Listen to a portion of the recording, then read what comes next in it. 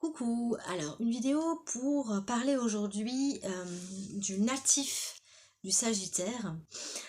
Alors les natifs du Sagittaire, en général ce sont les personnes qui ont un soleil en Sagittaire, qui ont une lune en Sagittaire ou alors un ascendant ou bien une dominante. Alors une dominante, ça veut dire que dans le thème de naissance, il peut y avoir plusieurs planètes. Alors par exemple Mercure, Vénus, Mars. Enfin, quand il y a plusieurs planètes dans le même signe, on peut avoir une dominante, surtout si on a Jupiter qui est le maître du Sagittaire dans ce signe-là.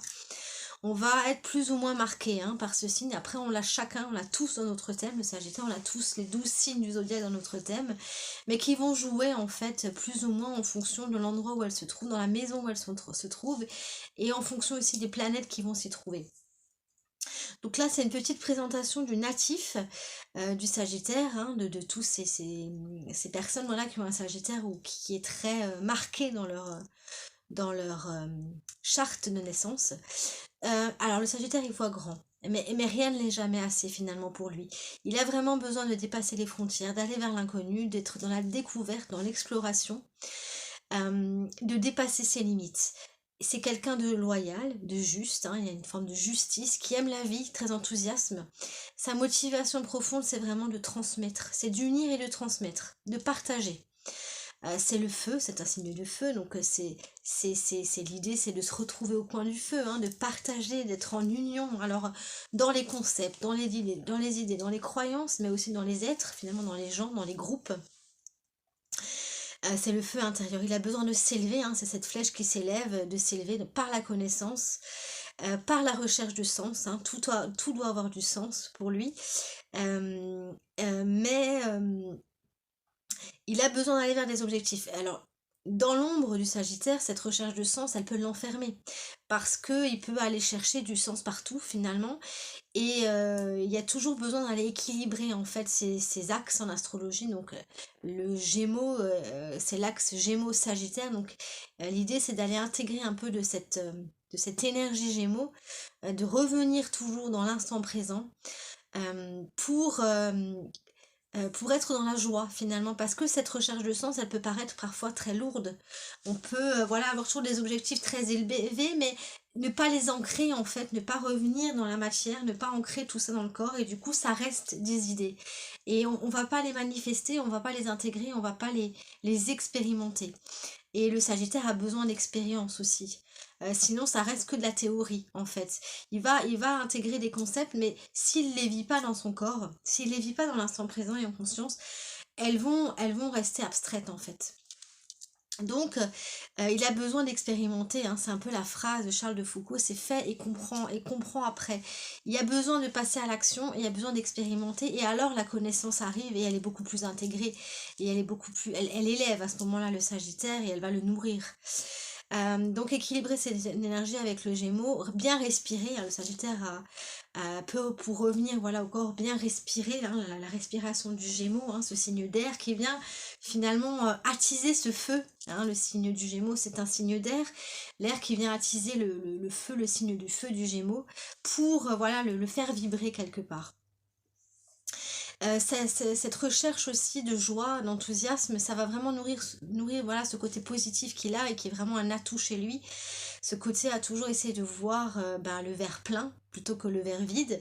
Alors bien sûr ça a toujours, quand on va dans l'excès, ça a toujours son ombre. C'est le rejet justement de l'ombre. Le Sagittaire, c'est je ne veux voir que le côté positif, je veux écouter que les bonnes nouvelles, et je vais un petit peu fuir les contraintes. Alors dans l'excès, je peux limite fuir tout ce qui est ancrage, je peux fuir le quotidien, fuir tout ce qui est contrainte domestique, pour aller à chaque fois vers quelque chose de nouveau. Il peut aussi fuir du coup le corps, la douleur, et la douleur dans le corps, il peut fuir les émotions, donc il va s'attarder que sur ce qui est positif et refuser d'aller ressentir le négatif dans le corps, dans l'instant présent, et du coup ça va bloquer quelque part, et finalement il va pas pouvoir aller vers ses objectifs, parce que ce qui va vibrer, c'est finalement ce qui coince un petit peu, parce que quand on coince les émotions, quand on les laisse, finalement on veut les fuir, elles restent là. Donc en fait, au lieu de sortir de ça et de le faire passer, de le libérer, lui il va le bloquer, et quelque part ça va l'étouffer. En fait, ça va étouffer ce feu du Sagittaire si l'air circule pas finalement, et si ces émotions, et si cette douleur, et si ce négatif, et cette ombre, et si je ne veux voir que le côté positif de la vie, et si je ne veux voir que le côté qui me plaît finalement de la pièce, et que je refuse de voir l'autre, quelque part je m'enferme, et je ne suis plus dans la tolérance qui fait la richesse de ce signe, qui a vraiment comme défi d'aller justement vers cette tolérance et vers l'étranger, vers l'inconnu, vers l'ouverture en fait, et l'ouverture des frontières, et l'ouverture de ses propres frontières. Et si justement il laisse pas circuler, bah, quelque part à l'intérieur il va y avoir des frontières qui vont se poser, et où il va avoir du mal à s'en sortir, et il va être dans une forme de, voilà, d'étouffement, de blocage. Les idées vont pas circuler non plus, les croyances vont tout le temps être les mêmes, on va être dans un schéma répétitif de pensée, de croyances, et ça c'est aussi le défi du Sagittaire, c'est de mettre la conscience sur ses pensées, de s'en servir pour atteindre ses objectifs, et pas pour... et vraiment d'être dans cette conscience que ça va vers ce que je souhaite, plutôt que de rester dans un confort qui n'en est pas un, et dans des habitudes de pensée, parce que j'ai peur de l'inconnu quelque part. Voilà, parce qu'il y a des blocages, et parce que je suis euh, enfermée là-dedans, en fait. Je m'enferme moi-même, hein. Il y a cette notion-là.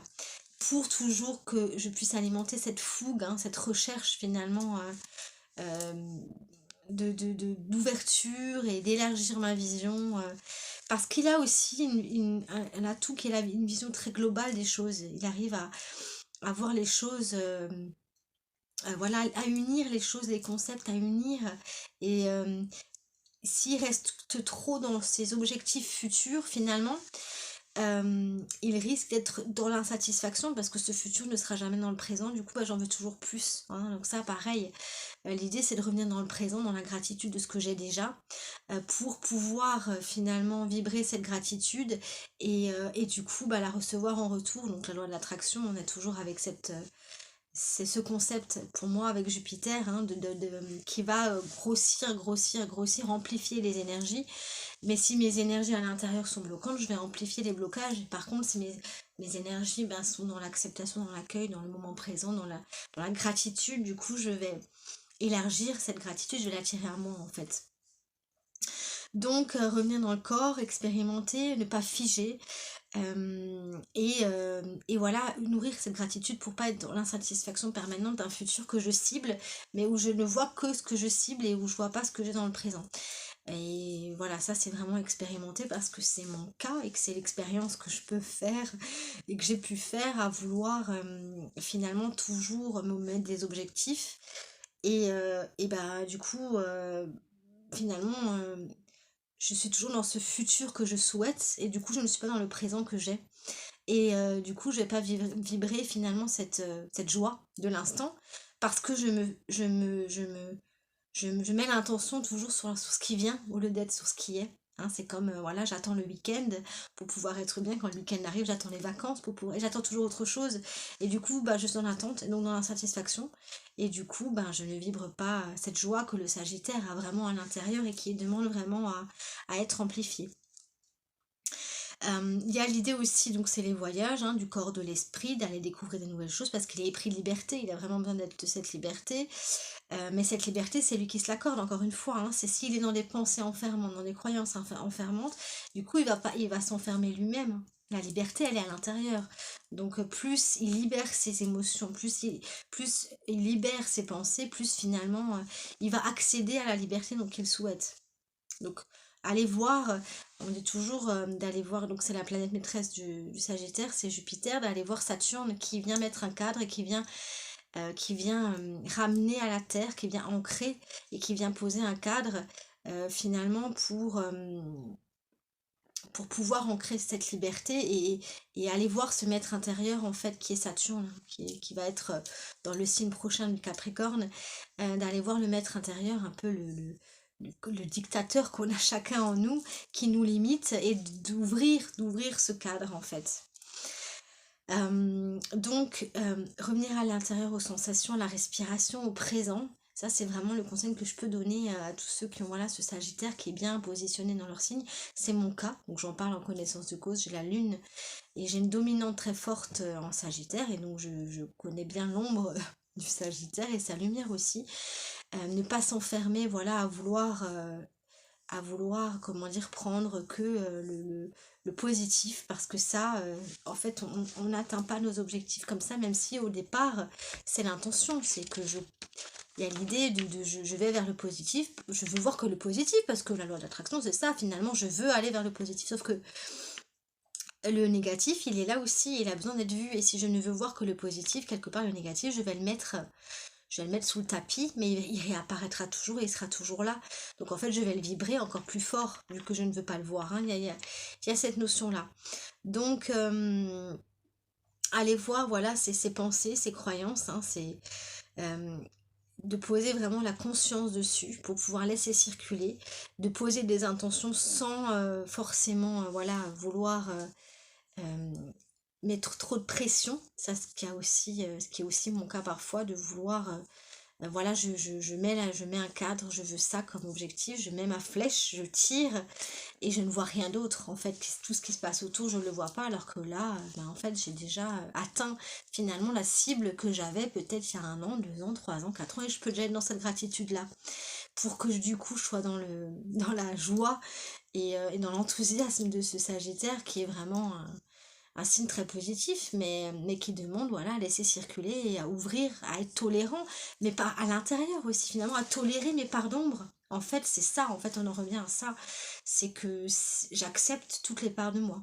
Et je suis tolérante avec toutes les parts de moi. Et j'accepte les parts de moi inconnues que jusque-là, j'ai peut-être pas trop voulu aller voir.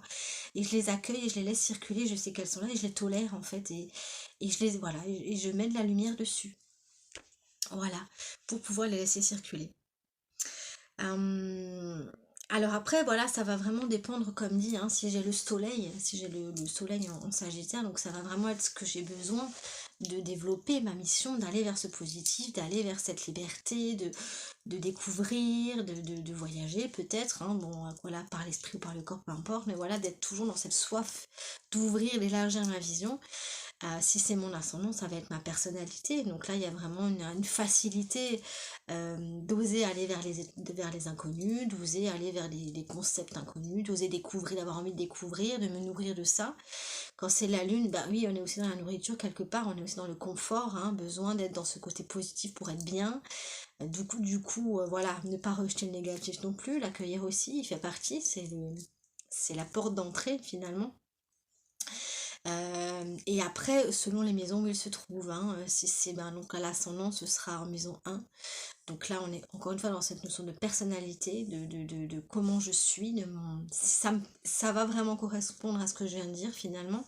Si c'est en maison 2, là, on va être le Sagittaire en maison 2, on va être plus dans ma manière de gérer le matériel, de gérer ma valeur, comment j'ai de la valeur, comment je matérialise, comment je concrétise finalement dans la matière les choses. Dans la maison 3, ça va être comment j'apprends, comment je m'élève par la connaissance, comment je me nourris, voilà, comment j'apprends de mes lectures par exemple aussi, de mes échanges avec les autres.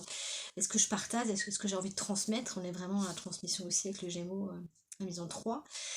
Dans la maison 4, ça va être comment je vis mon foyer, comment je suis voilà dans ma famille, dans mes racines, dans mon corps aussi, dans la maison 5, que je prends plaisir, comment je prends du plaisir, comment je me fais plaisir, comment j'élève mes enfants, dans cette notion de liberté dans l'éducation par exemple.